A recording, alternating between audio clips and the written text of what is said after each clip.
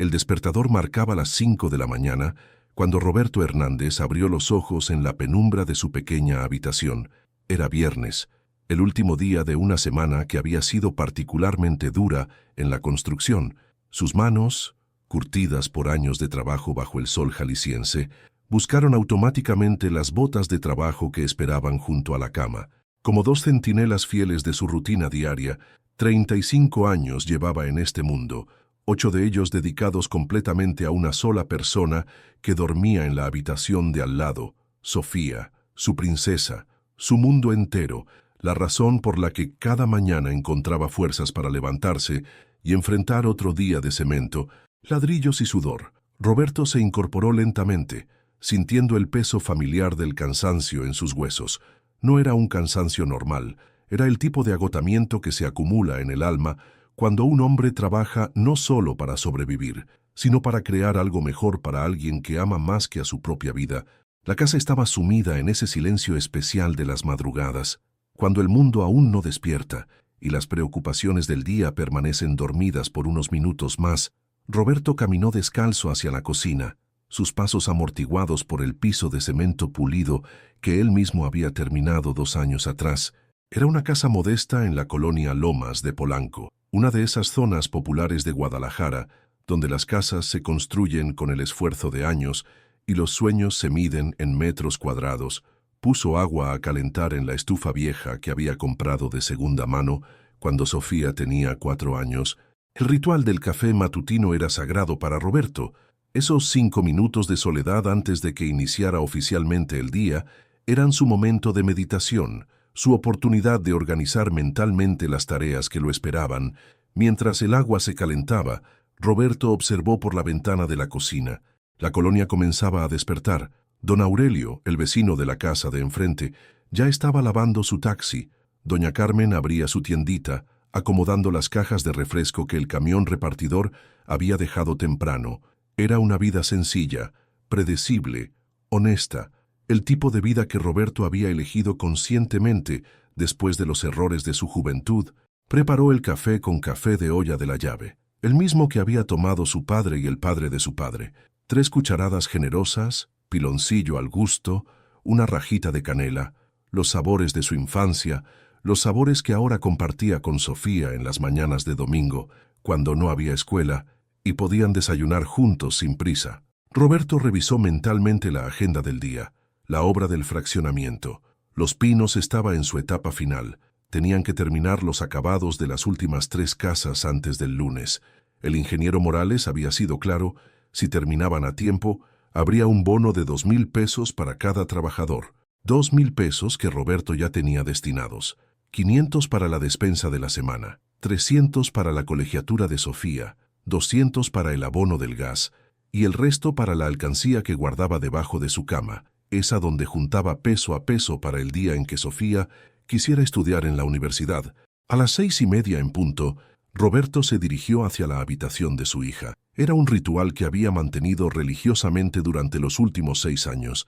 Desde que Sofía había empezado a ir a la escuela, tocó suavemente la puerta antes de entrar, aunque sabía que ella aún dormía profundamente. La habitación de Sofía era el orgullo de Roberto. Había trabajado 3 meses de fines de semana para pintarla del color rosa que ella había elegido cuando cumplió 6 años. Las paredes estaban decoradas con dibujos que habían hecho juntos, fotos de excursiones a la barranca de Huentitán y una repisa llena de libros que Roberto compraba uno por uno cada vez que tenía dinero extra. Sofía dormía acurrucada bajo una cobija de princesas, su cabello castaño esparcido sobre la almohada como un abanico dorado. Roberto siempre se quedaba unos segundos observándola antes de despertarla, maravillándose de cómo algo tan pequeño y perfecto había llegado a su vida para transformarla completamente. «Buenos días, mi princesa», murmuró suavemente, tocando su hombro con la delicadeza que reservaba solo para ella. Sofía abrió los ojos lentamente, esos ojos que siempre habían llamado la atención de Roberto por su color miel claro, tan diferente a sus propios ojos cafés oscuros. Era una diferencia que él había atribuido a los genes de Patricia, su ex esposa, aunque nunca había visto ojos como esos en la familia de ella. «Papá», murmuró Sofía con esa voz adormilada que derretía el corazón de Roberto cada mañana. ¿Ya es hora? Sí, mi amor, pero no tienes que apurarte. Tenemos tiempo. Roberto notó algo extraño en la respiración de Sofía mientras ella se incorporaba. Una pequeña pausa, un gesto casi imperceptible de llevarse la mano al pecho, era tan sutil que cualquier otra persona no lo habría notado, pero Roberto conocía a su hija mejor que nadie en el mundo. ¿Cómo amaneciste, princesa? Bien, papá, solo un poquito cansada.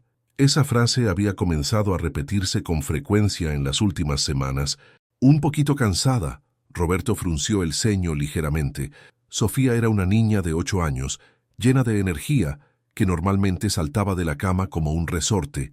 Los niños de 8 años no deberían estar cansados sin razón aparente. ¿Te duele algo, mi amor? No, papá, todo está bien. Pero había algo en su voz, una opacidad que no había estado ahí antes. Roberto sintió un cosquilleo extraño en el estómago, esa intuición parental que se desarrolla después de años de cuidar solo a un hijo. Desayunaron juntos en la pequeña mesa de la cocina que Roberto había construido con sus propias manos usando madera sobrante de una obra, huevos revueltos con jitomate, frijoles refritos, tortillas de maíz recién hechas que Roberto compraba cada mañana en la tortillería de Doña Esperanza. Era el mismo desayuno de todos los días, pero preparado con el amor de un padre que había aprendido a cocinar por necesidad y había terminado disfrutándolo por amor. Roberto observaba discretamente a Sofía mientras comía. Notó que masticaba más lentamente de lo usual, que parecía quedarse sin aire ocasionalmente, que dejó la mitad de sus huevos sin tocar. ¿No tienes hambre, princesa? Sí tengo, papá. Es que me lleno rápido. Roberto no quedó convencido, pero no quiso presionar. Tal vez era solo una mala noche de sueño. Los niños tenían días así, ¿verdad? La llevó a la escuela como cada mañana. El colegio Miguel Hidalgo estaba a 8 cuadras de su casa, una distancia que normalmente recorrían caminando y platicando sobre los planes del día. Sofía le contaba sobre sus clases, sus amigos, los proyectos en los que estaba trabajando. Roberto escuchaba cada palabra como si fuera la información más importante del mundo. Pero esa mañana, Sofía caminaba más despacio. Roberto ajustó inconscientemente su paso para no adelantársele, fingiendo que no notaba la diferencia. ¿Qué tienes hoy en la escuela? Mi amor, matemáticas, español y educación física. Educación física, van a jugar fútbol. Sí, pero ya no me gusta tanto correr. Esa declaración golpeó a Roberto como un martillo. Sofía había sido siempre una niña activa, que corría por toda la casa, que jugaba fútbol con los niños del barrio, que subía y bajaba escaleras como una ardilla. Decir que ya no le gustaba correr era como decir que ya no le gustaba ser niña. Llegaron a la escuela y Sofía se despidió con un beso en la mejilla, como siempre. Pero Roberto notó que su carrera hacia el patio no era la misma de antes. Era más cuidadosa, más conservada, como si estuviera administrando su energía. Roberto caminó hacia la parada del camión, con esa sensación extraña creciendo en su estómago. Durante el trayecto hacia la obra, no pudo quitarse de la mente las pequeñas señales que había estado ignorando: la fatiga matutina, la falta de apetito, la respiración irregular, la renuencia a correr. La obra del fraccionamiento Los Pinos bullía de actividad cuando Roberto llegó. Era un proyecto ambicioso, 40 casas de interés social que representarían el hogar de 40 familias. Roberto sentía orgullo genuino de participar en algo así. Cada ladrillo que colocaba, cada metro de mezcla que preparaba, era un paso hacia el sueño de alguien. «Roberto», gritó don Aurelio, el capataz, desde el andamio de la casa número 37. «Necesitamos que termines el repellado de la sala principal. El ingeniero viene a revisar a las 3». Roberto se puso el casco y los guantes.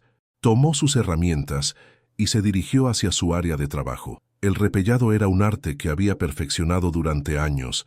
Requería paciencia, técnica y un ojo entrenado para conseguir la textura perfecta. Era el tipo de trabajo que le permitía a Roberto perderse en sus pensamientos, mientras sus manos trabajaban automáticamente. Pero esa mañana, sus pensamientos regresaban constantemente a Sofía, a su respiración irregular, a sus ojos que parecían más opacos últimamente, a su cansancio inexplicable. «Oye, Roberto», le dijo Jesús, su compañero de trabajo más cercano, durante el descanso de media mañana, «te veo preocupado. Todo bien en casa. Jesús trabajaba en la construcción desde hacía 15 años. Era un hombre observador, de esos que notan cuando algo no está bien con sus compañeros. Es Sofía, respondió Roberto, bebiendo agua de su termo. Ha estado muy cansada últimamente. Creo que voy a llevarla al doctor. Ay, hermano, los niños siempre tienen algo. Seguro es solo una gripa que viene. Roberto quería creer eso, pero su instinto paternal le decía que había algo más. El día transcurrió lentamente. Roberto trabajó con su eficiencia habitual, pero parte de su mente estaba en otro lugar a las 3 de la tarde, cuando el ingeniero Morales llegó a revisar el avance. Roberto había terminado perfectamente el repellado de 3 habitaciones. «Excelente trabajo, Roberto», comentó el ingeniero, pasando la mano por la pared para verificar la textura. «Si siguen así, van a terminar antes de lo previsto». «Gracias, ingeniero. Hacemos nuestro mejor esfuerzo». El ingeniero Morales era un hombre justo, de esos que reconocían el trabajo bien hecho. Roberto había trabajado en varias de sus obras durante los últimos 3 años y había desarrollado una relación de respeto mutuo con él. «Roberto, quería comentarte algo», dijo el ingeniero alejándose un poco de los otros trabajadores. «Tengo una obra nueva que va a empezar el próximo mes, una plaza comercial en Zapopan. Voy a necesitar gente de confianza para los acabados especiales. Paga mejor que la construcción residencial». «¿Cuánto mejor, ingeniero? ¿Unos 2,000 pesos más al mes? ¿Te interesa?» Roberto sintió un golpe de emoción. 2,000 pesos más al mes significaban 24,000 pesos más al año. Eso podría cambiar significativamente la calidad de vida de Sofía.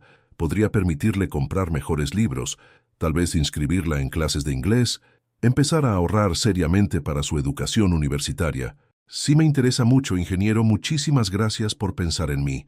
Te lo mereces, Roberto. Eres uno de los trabajadores más confiables que tengo». Roberto regresó a casa esa tarde con una mezcla de emoción por la oportunidad laboral y preocupación por Sofía.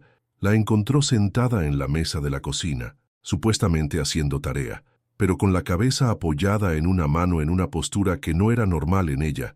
«¿Cómo te fue en la escuela, princesa?» «Bien, papá, pero me dolió un poquito el pecho en educación física». Esas palabras atravesaron a Roberto como una daga helada. Dolor en el pecho. Una niña de 8 años no debería tener dolor en el pecho.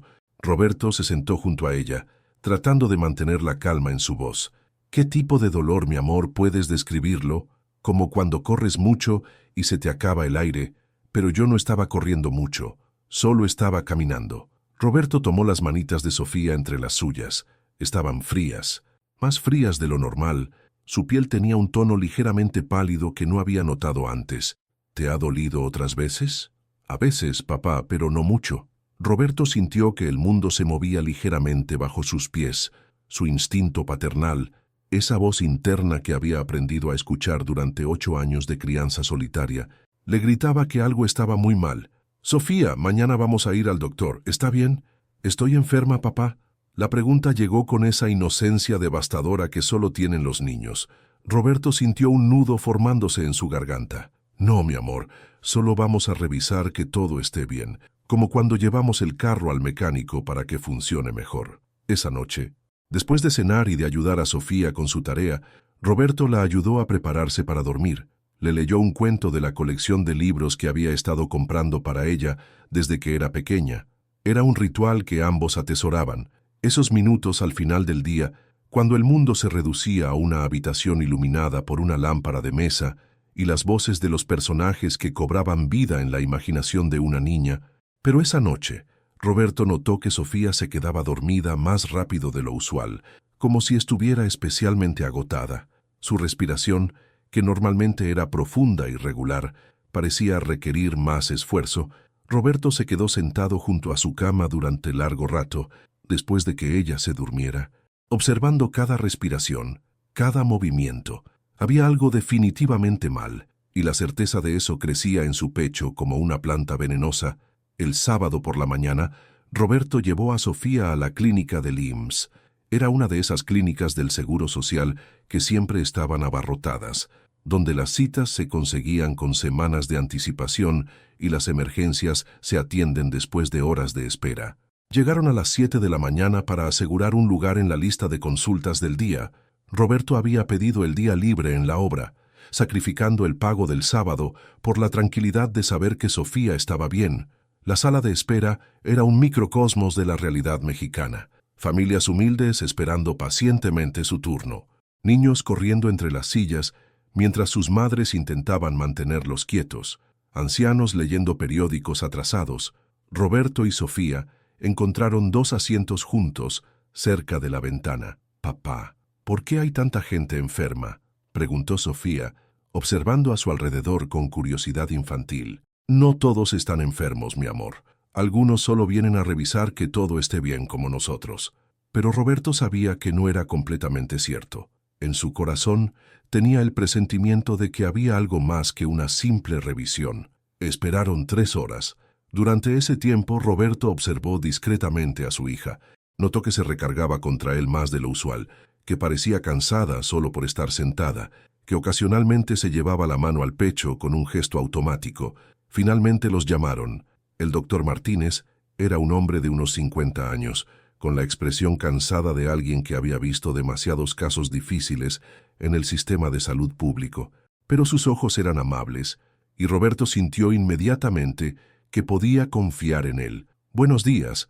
¿Qué los trae por aquí?». Roberto explicó los síntomas que había observado: el cansancio, la falta de apetito, el dolor en el pecho durante la actividad física, la respiración irregular.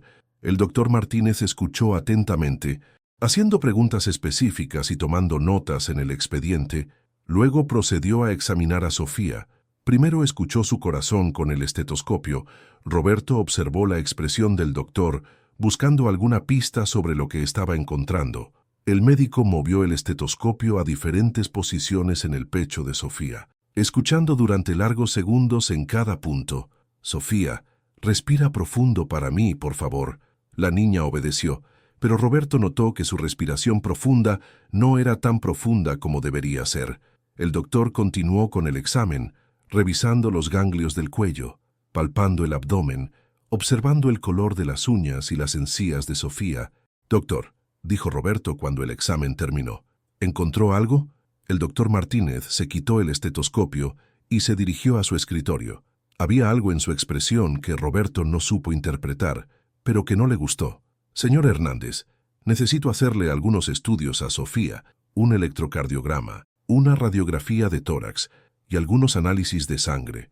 «¿Qué es lo que sospecha, doctor?». El doctor Martínez vaciló un momento. Era el tipo de pregunta que había aprendido a manejar con cuidado durante sus años de experiencia. «Prefiero no especular hasta tener los resultados de los estudios. Los corazones de los niños a veces producen sonidos que pueden ser normales o pueden indicar algo que necesita atención. Es mejor ser precavidos. ¿Cuándo podemos hacer los estudios?». «Los análisis de sangre se pueden hacer hoy mismo.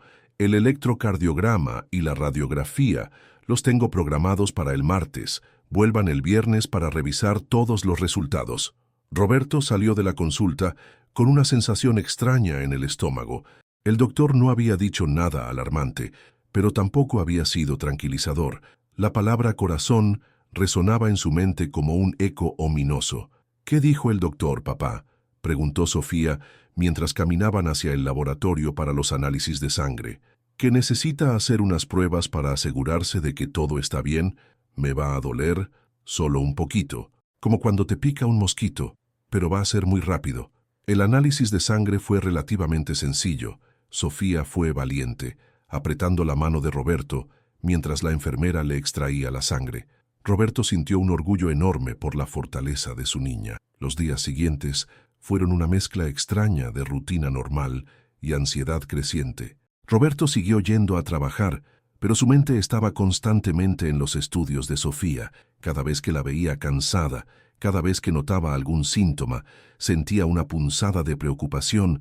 El martes llevó a Sofía para el electrocardiograma y la radiografía. El electrocardiograma fue un procedimiento extraño para la niña. La acostaron en una camilla y le pegaron varios cables en el pecho, brazos y piernas. «Pareces un robot, princesa», le dijo Roberto, tratando de mantener el ambiente ligero. Sofía se rió, pero su risa sonaba diferente, menos vibrante que antes. La radiografía fue más rápida. Sofía tuvo que ponerse una bata especial y quedarse muy quieta mientras la máquina tomaba la imagen.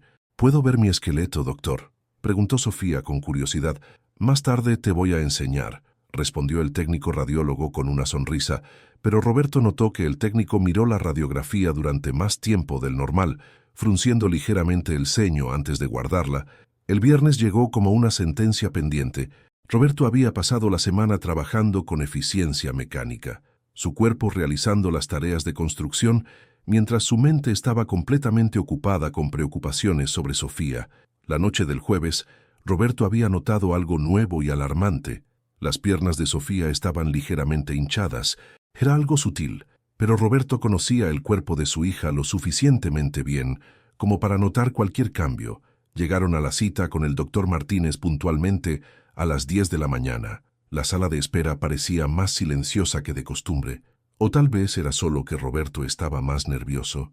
«Hernández», llamó la enfermera después de 20 minutos que se sintieron como horas. El doctor Martínez los recibió con una expresión seria. Tenía una carpeta gruesa sobre su escritorio y un negatoscopio encendido con las radiografías de Sofía. «Señor Hernández, he revisado todos los estudios de Sofía. Tengo los resultados». Roberto sintió que su corazón se aceleraba. Tomó la mano de Sofía y la apretó suavemente. «Los análisis de sangre muestran algunos marcadores que nos preocupan. El electrocardiograma muestra irregularidades en el ritmo cardíaco y la radiografía». El doctor se levantó y señaló la imagen en el negatoscopio. «El corazón de Sofía está significativamente agrandado. Esto se llama cardiomiopatía dilatada». Las palabras flotaron en el aire como objetos pesados. Roberto las escuchó, pero no terminaba de procesar su significado. ¿Qué significa eso exactamente, doctor? Significa que el músculo del corazón de Sofía está debilitado y agrandado. No puede bombear la sangre eficientemente por todo su cuerpo. Es por eso que ha estado cansada, por eso el dolor en el pecho, por eso la hinchazón en las piernas. Roberto sintió que el mundo se volvía borroso alrededor de los bordes. Era como si estuviera viendo la escena a través de un túnel. ¿Se puede curar? «Doctor», la pregunta que Roberto había estado evitando hacer durante una semana, finalmente salió de su boca. El doctor Martínez suspiró profundamente. Era la pregunta más difícil de responder en casos como este. «Señor Hernández, la cardiomiopatía dilatada en niños es una condición muy seria. Con medicamentos podemos controlar algunos síntomas y ganar tiempo. ¿Pero qué, doctor? La única cura definitiva es un trasplante de corazón. Trasplante de corazón». Las palabras golpearon a Roberto como un martillo en el pecho. Su niña de 8 años, su princesa, necesitaba un corazón nuevo. ¿Cuánto tiempo? Roberto no pudo terminar la pregunta. «Sin tratamiento. Unos pocos meses, con medicamentos y cuidados especiales. Podemos extender ese tiempo, pero el trasplante es inevitable si queremos que Sofía tenga una vida normal». Roberto sintió que las piernas le temblaban. Se aferró a la silla para no caerse. «¿Cuánto cuesta un trasplante, doctor?». El doctor Martínez sabía que esa pregunta venía. Había visto la ropa sencilla de Roberto. Había notado sus manos callosas. Había leído en su expediente que trabajaba en la construcción, en el sistema privado, entre 800,000 y 1,000,000 de pesos, dependiendo de las complicaciones. Roberto sintió que se quedaba sin aire. 800,000 pesos. Su salario anual completo no llegaba a 50,000 pesos. Y en el sistema público es gratuito, pero la lista de espera es muy larga. Aproximadamente 2 años para niños de la edad de Sofía. 2 años. El doctor había dicho que Sofía tenía meses sin el trasplante. «Doctor, ¿hay alguna manera de acelerar el proceso en el sistema público?». Lamentablemente, no, la lista se maneja por urgencia médica y tiempo de espera. No hay manera de dar prioridad por otros factores. Roberto salió de la consulta caminando como un zombi. Sofía iba tomada de su mano, sin entender completamente lo que había pasado, pero percibiendo la tensión enorme en su papá.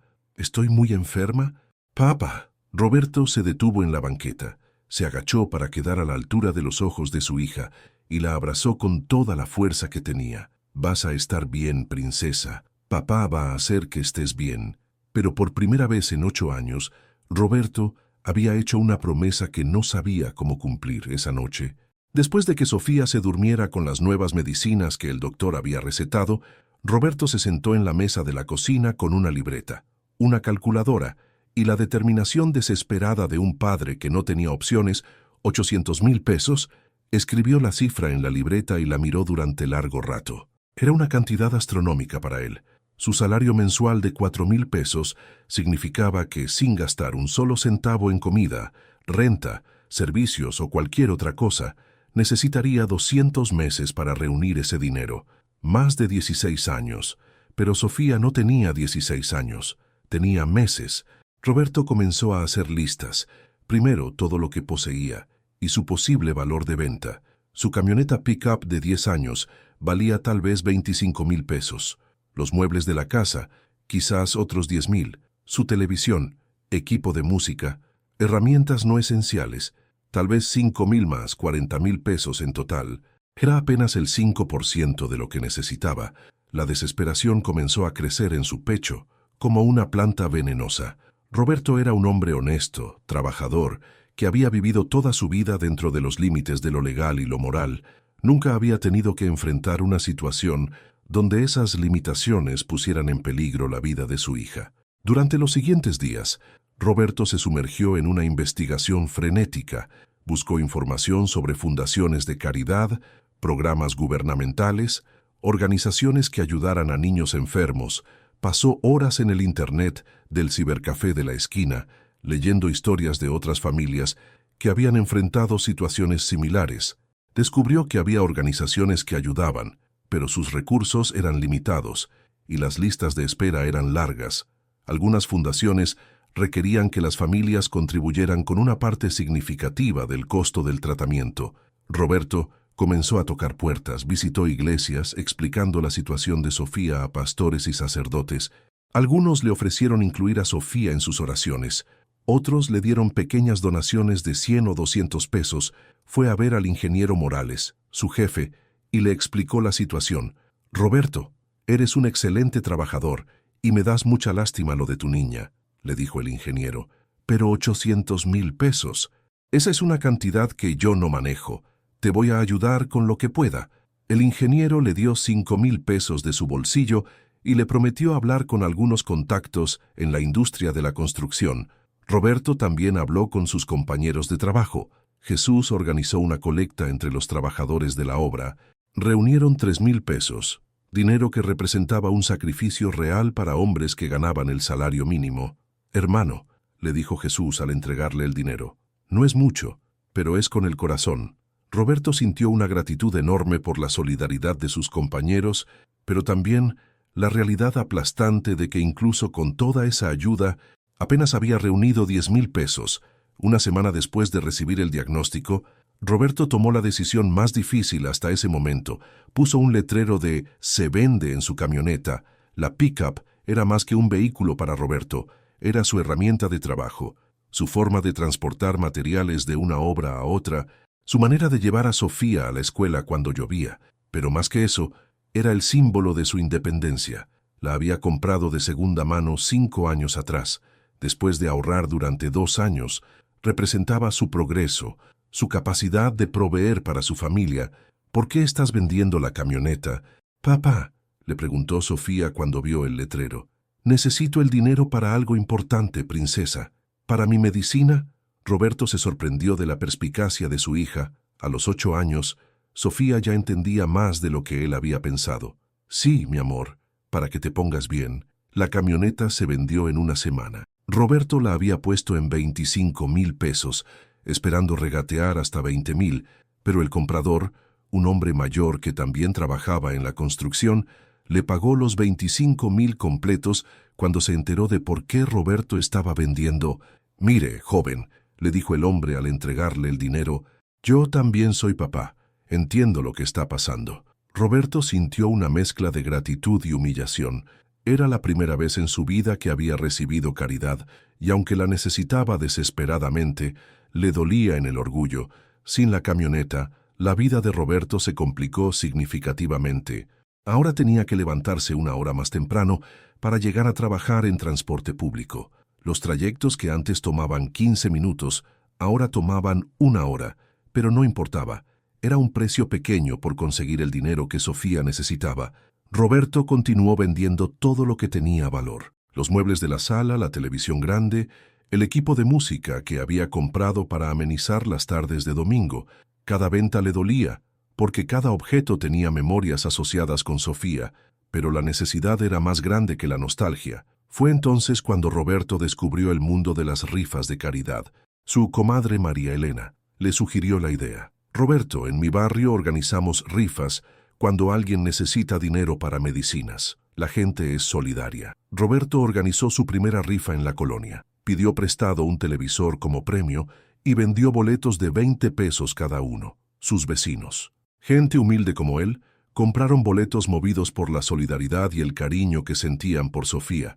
Doña Carmen, de la tiendita, le compró 10 boletos. Esa niña es un ángel, le dijo. Dios la va a ayudar. Don Luis, del taller mecánico, le compró 5 boletos y le regaló otros 5 a familias que no tenían dinero para comprar. La primera rifa le dio 8,000 pesos. Era más dinero del que Roberto había esperado.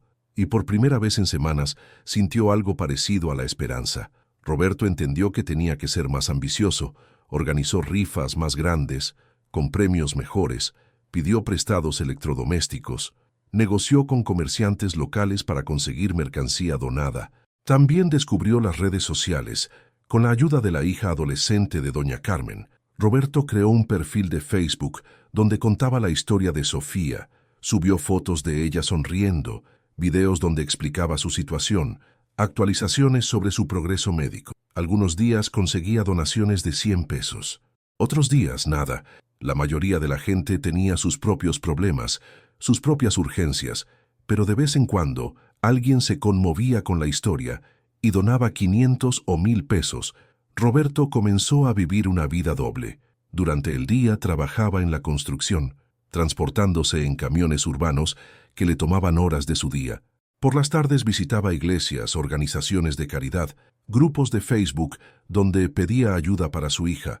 Los fines de semana vendía tamales que preparaba su comadre María Elena, quedándose con una pequeña comisión. También organizaba rifas en los mercados populares, pidiendo permiso a los administradores para instalar una mesa donde vendía boletos.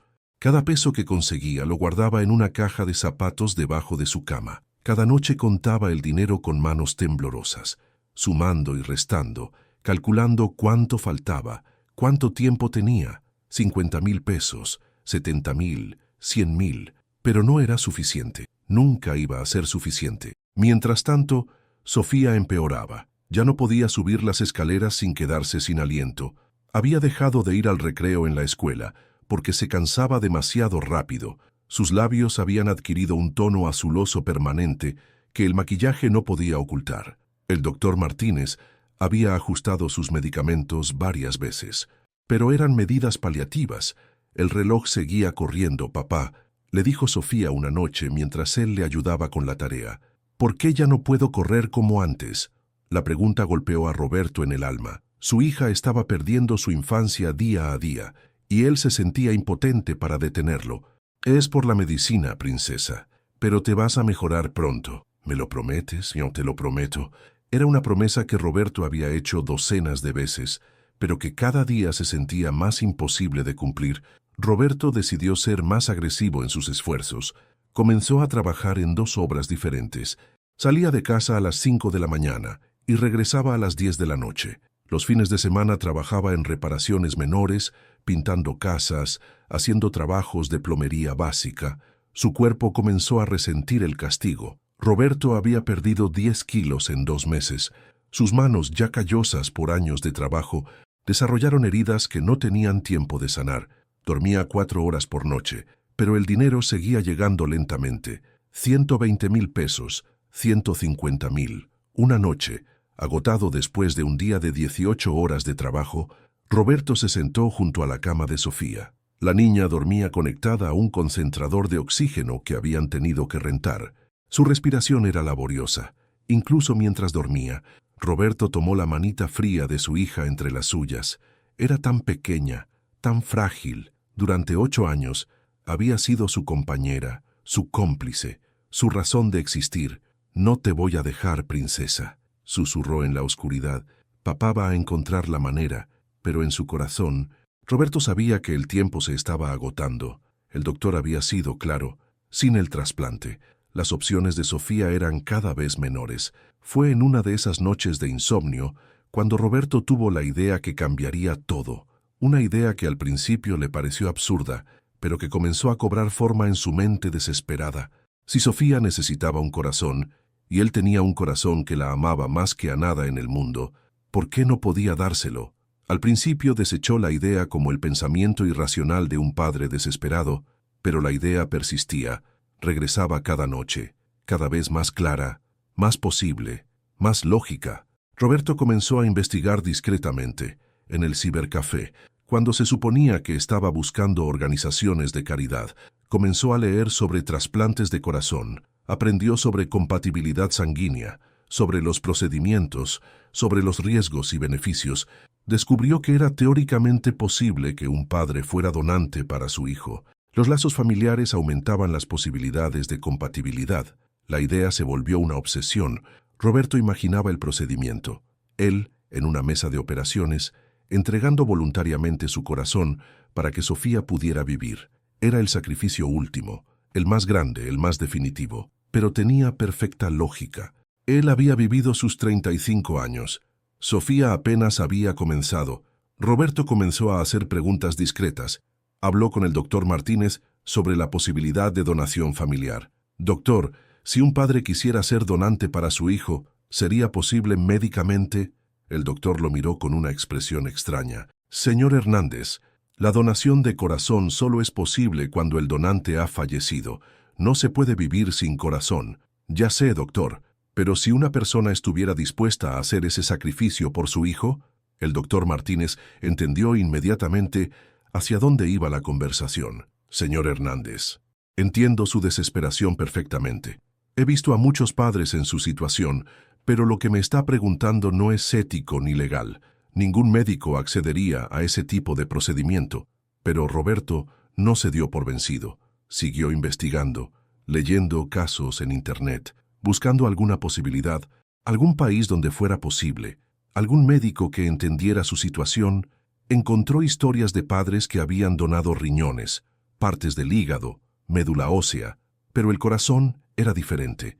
Era el único órgano que no se podía donar en vida. Roberto se sentía atrapado en una pesadilla kafkiana. Tenía la solución para salvar a su hija, pero las reglas de la sociedad, las leyes, la ética médica, se lo impedían. Una noche, después de una jornada particularmente difícil, Roberto se encontró navegando en sitios web de países donde las regulaciones médicas eran menos estrictas.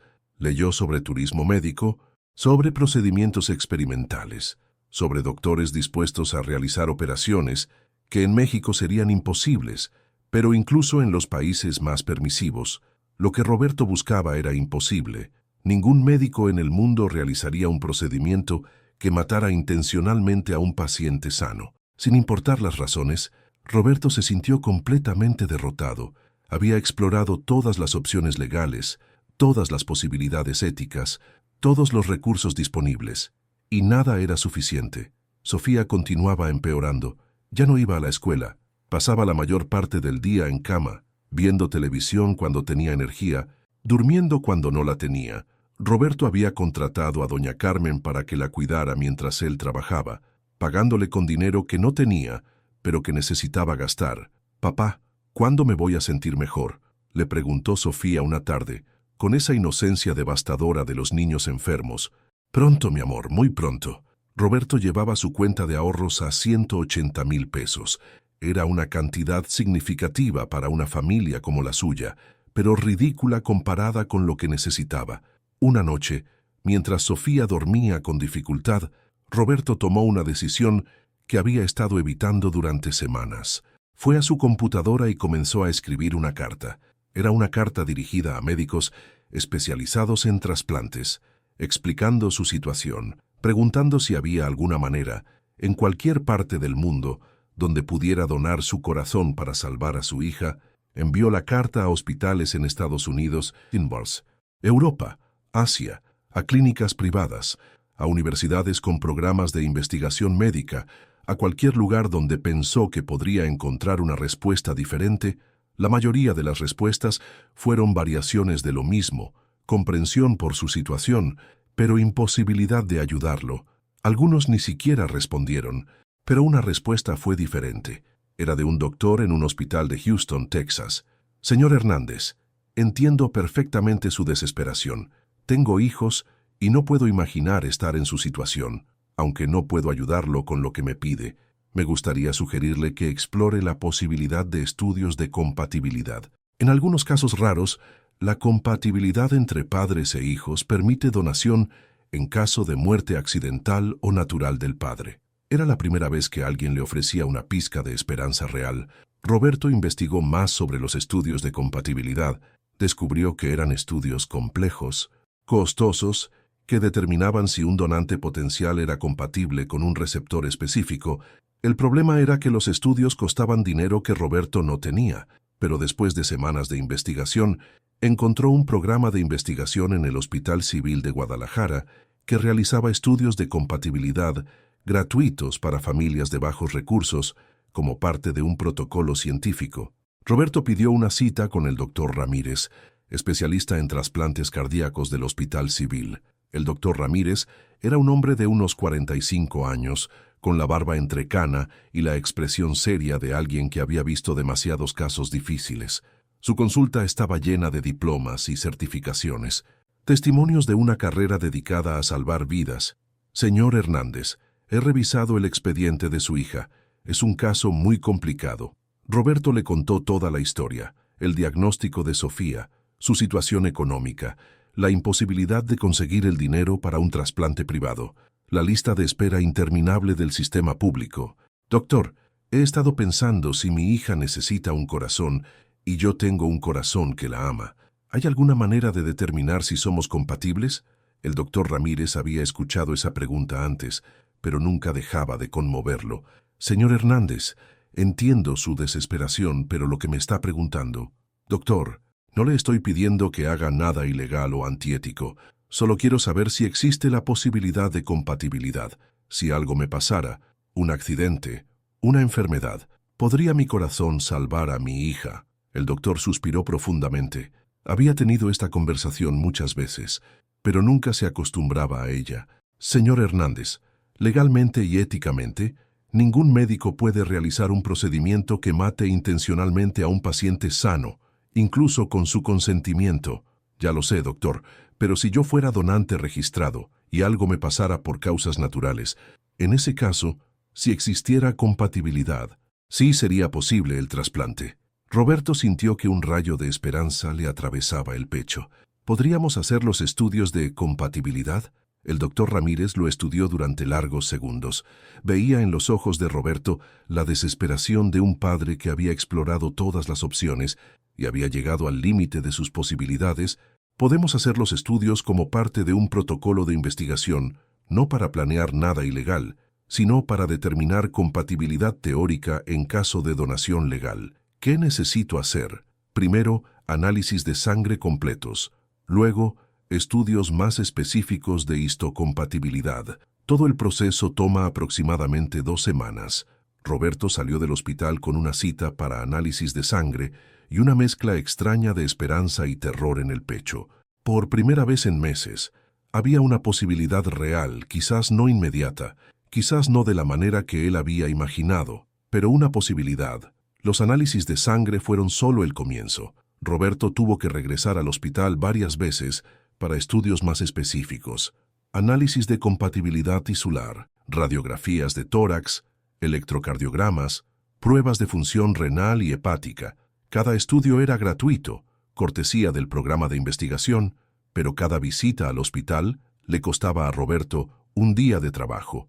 Era dinero que no podía permitirse perder, pero era su única oportunidad real de ayudar a Sofía. Durante esas 2 semanas, Roberto vivió en una montaña rusa emocional. Por un lado, la esperanza de que tal vez, de alguna manera misteriosa, pudiera ser compatible con su hija. Por otro lado, la realidad inevitable de lo que eso significaría. Sofía estaba cada día peor. Ya necesitaba oxígeno las 24 horas. Sus pequeñas piernas estaban permanentemente hinchadas y había comenzado a tener episodios donde sus labios se ponían completamente azules y Roberto tenía que correr con ella a urgencias. El doctor Martínez había sido claro en la última consulta: sin un trasplante en las próximas semanas, las posibilidades de Sofía eran mínimas.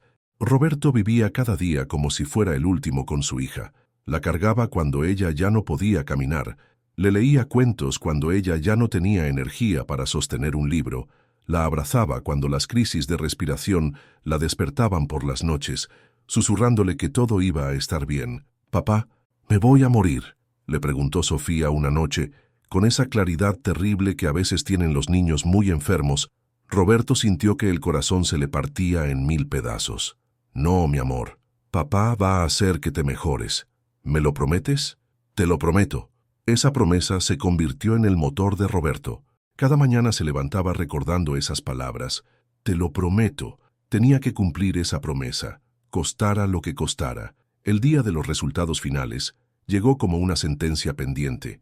Roberto había pasado la noche anterior sin dormir, repasando mentalmente todas las posibilidades, todos los escenarios, todas las implicaciones.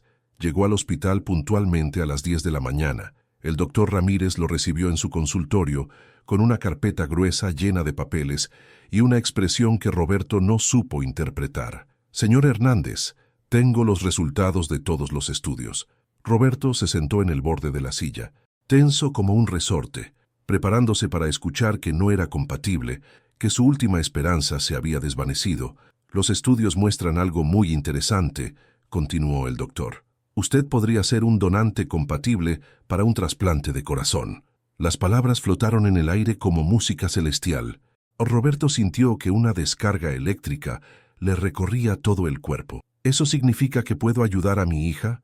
El doctor Ramírez vaciló. Había algo más en esos papeles, algo que había descubierto durante los estudios y que no sabía cómo comunicar. «Señor Hernández, hay algo más que necesito comentarle. Durante los estudios de compatibilidad también realizamos pruebas genéticas estándar. Son parte del protocolo para determinar compatibilidad familiar». Roberto sintió un extraño cosquilleo en el estómago. Había algo en la voz del doctor que no le gustaba. «¿Qué tipo de pruebas genéticas?». «Análisis de ADN para confirmar relación biológica entre donante y receptor». El cosquilleo en el estómago de Roberto se convirtió en un nudo frío. «¿Y qué encontraron?». El doctor Ramírez tomó aire profundamente. En 20 años de carrera médica, nunca se acostumbraba a este tipo de revelaciones. «Señor Hernández, las pruebas genéticas muestran que usted no es el padre biológico de Sofía». El mundo se detuvo.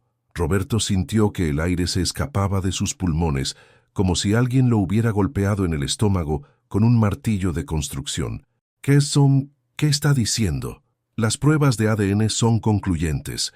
Usted no comparte material genético con la niña». Roberto se quedó inmóvil, procesando las palabras. No era el padre de Sofía, la niña que había criado durante 8 años, por la que había trabajado hasta el agotamiento, por la que había vendido todo lo que tenía, por la que estaba dispuesto a dar su vida. No era su hija biológica. Las imágenes comenzaron a bombardear su mente como una película en cámara rápida. Su exesposa, Patricia, sus constantes salidas nocturnas durante el embarazo, sus evasivas cuando él preguntaba dónde había estado, sus cambios de humor inexplicables, su abandono repentino cuando Sofía tenía 2 años, llevándose solo una maleta y dejando una nota que decía: «No puedo más». Pero eso significa que, sin embargo, continuó el doctor Ramírez, interrumpiendo los pensamientos de Roberto, «hay algo extraordinario en estos resultados». Roberto levantó la vista. Confundido, ¿qué quiere decir? «La compatibilidad para trasplantes no depende únicamente de la relación familiar. En casos muy raros, personas no relacionadas biológicamente pueden ser perfectamente compatibles». Roberto no entendía a dónde quería llegar el doctor. «Doctor, no entiendo». «Señor Hernández, aunque usted no es el padre biológico de Sofía, los estudios muestran que ustedes son extraordinariamente compatibles para un trasplante de corazón. Su tipo de sangre, sus antígenos de histocompatibilidad, sus marcadores inmunológicos, todo coincide de manera casi perfecta». La ironía de la situación golpeó a Roberto como un rayo. No era el padre biológico de Sofía, pero podía ser su salvador. «Doctor, usted me está diciendo que puedo salvar a Sofía, pero que ella no es mi hija». Eso es exactamente lo que le estoy diciendo. Es una coincidencia médica extraordinaria. En mis 20 años de carrera nunca había visto algo así. Roberto se levantó de la silla y comenzó a caminar por el pequeño consultorio. Su mente era un torbellino de emociones contradictorias, dolor por descubrir la traición de su exesposa, confusión sobre qué significaba esto para su relación con Sofía, esperanza porque podía salvarla, miedo por lo que implicaba salvarla. Doctor, si yo decidiera ser donante registrado y algo me pasara por causas naturales, ¿sería posible el trasplante? El doctor Ramírez lo miró con una mezcla de admiración y tristeza. Si usted falleciera por causas naturales o accidentales y hubiera dado su consentimiento previo para donación de órganos, entonces sí sería posible el trasplante. Dada la compatibilidad extraordinaria que muestran los estudios, Sofía tendría prioridad absoluta para recibir su corazón. Roberto entendió. El médico no podía decir más, pero el mensaje era claro. ¿Qué necesito hacer para registrarme como donante? Hay formularios legales que debe firmar. También necesita designar específicamente que, en caso de donación, Sofía tiene prioridad para recibir su corazón. Roberto salió del hospital caminando como sonámbulo. Las calles de Guadalajara pasaban junto a él como en una película borrosa. Su mente trataba de procesar todo lo que había descubierto. Sofía no era su hija biológica. Durante 8 años había amado, protegido y criado a una niña que no compartía su sangre. Todo había sido una mentira de Patricia. Toda su vida paterna había sido construida sobre una falsedad, pero al mismo tiempo podía salvarla, de alguna manera misteriosa del destino. Él era compatible para darle el corazón que necesitaba. Roberto llegó a su casa y se sentó en la sala prácticamente vacía. Había vendido todos los muebles, excepto una silla vieja y la televisión pequeña que había comprado de segunda mano para que Sofía tuviera entretenimiento durante su enfermedad. Podía escuchar la respiración laboriosa de Sofía desde su habitación. El concentrador de oxígeno funcionaba constantemente. Con ese sonido mecánico que se había vuelto la banda sonora de su vida, Roberto cerró los ojos y trató de entender qué sentía. ¿Cambiaba algo el hecho de que Sofía no fuera su hija biológica? Durante 8 años había sido su padre en todos los sentidos que importaban. Le había cambiado pañales cuando era bebé, la había consolado cuando lloraba por pesadillas, la había llevado de la mano a su primer día de escuela, había sido quien le enseñó a caminar, a leer, a andar en bicicleta, la había amado con la intensidad feroz de un padre que no tiene a nadie más en el mundo. ¿Acaso el amor tenía que ver con la genética? Su amor por Sofía era menos real porque no compartían ADN. Roberto abrió los ojos y tuvo la respuesta. No, su amor era completamente real. Sofía era su hija en todos los sentidos que importaban. La biología era solo una coincidencia, un accidente del destino. El amor, el cuidado, la dedicación, los sacrificios, las noches sin dormir, las preocupaciones, las alegrías compartidas, todo eso era real. Patricia lo había engañado, pero el resultado de ese engaño había sido lo mejor que le había pasado en la vida. Pero ahora enfrentaba la decisión más difícil que un ser humano puede enfrentar. Podía salvar a Sofía, pero solo con su muerte. Se levantó y fue al cuarto de su hija. Sofía estaba despierta, viendo una caricatura en la tablet que Roberto había comprado, usada para entretenerla durante su enfermedad. Su piel estaba pálida, sus labios azulosos, pero sonrió cuando lo vio entrar. «Hola, papá», le dijo con una sonrisa débil pero genuina. «¿Cómo te fue en el doctor?»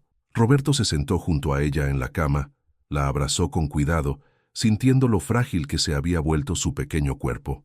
«Bien, princesa, el doctor me dio noticias importantes. ¿Me voy a curar?» Roberto sintió un nudo en la garganta del tamaño de una pelota de béisbol. Técnicamente era verdad. Sofía se podía curar, pero el precio... «Sí, mi amor, te vas a curar». «¿Cuándo, papá?» «Pronto, muy pronto». Esa noche, después de que Sofía se durmiera, Roberto se quedó despierto toda la noche pensando. Tenía en sus manos la capacidad de salvar a la niña, que amaba más que a su propia vida, pero implicaba el sacrificio definitivo. Roberto pensó en su vida, 35 años. No había sido una vida extraordinaria, había trabajado duro, había sido honesto, había criado a una niña que ni siquiera era suya biológicamente, pero que era suya, en todos los sentidos importantes. Había sido un hombre bueno, pero no había dejado una marca importante en el mundo. Sofía, por otro lado, tenía 8 años, toda una vida por delante. Podía crecer, estudiar, enamorarse, tener hijos, ser feliz. Podía hacer cosas importantes, tocar la vida de otras personas, contribuir al mundo de maneras que Roberto nunca podría. ¿Quién era él para negarle esa oportunidad? Roberto tomó su decisión esa noche. Era una decisión que cambiaría todo, pero era la decisión correcta. Al día siguiente regresó al hospital, buscó al doctor Ramírez y le dijo que quería firmar todos los papeles necesarios para ser donante de órganos. Doctor, quiero que sepa que si algo me pasa, quiero que todos mis órganos sean donados, con prioridad especial para Sofía en el caso del corazón.